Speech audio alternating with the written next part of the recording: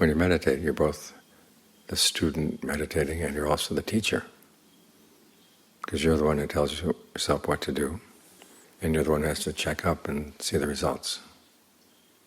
And if they're not good, try to figure out what to do next.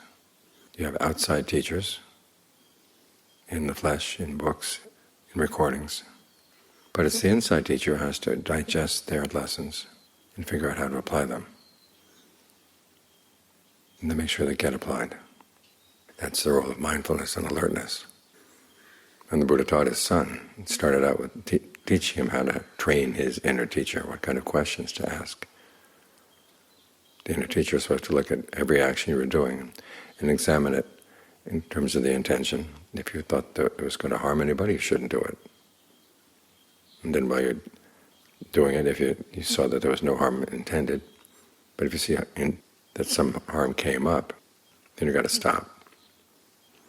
And then when the results came in from over the long term after the action was done, then you had to decide whether it was harmful or not. And if it was harmful, in spite of your original understanding, then you have to learn.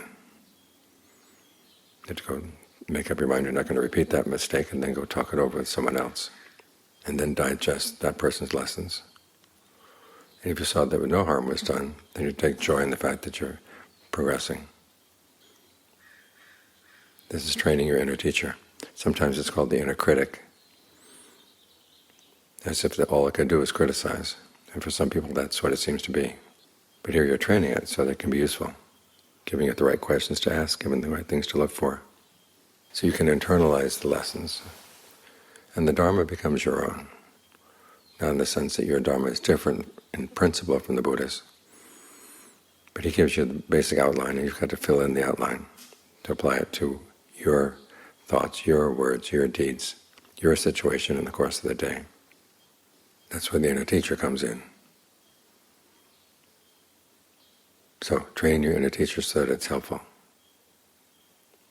If it starts making demands that are unreasonable, realize, okay, it's no longer your inner teacher, it's just some random voice, an old habit.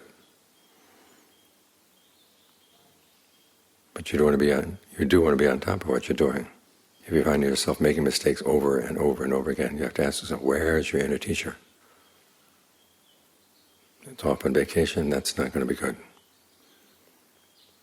The inner teacher has to work 24/7. So make sure it's well trained, make sure that it's really helpful in the practice. And then your practice has a chance to grow.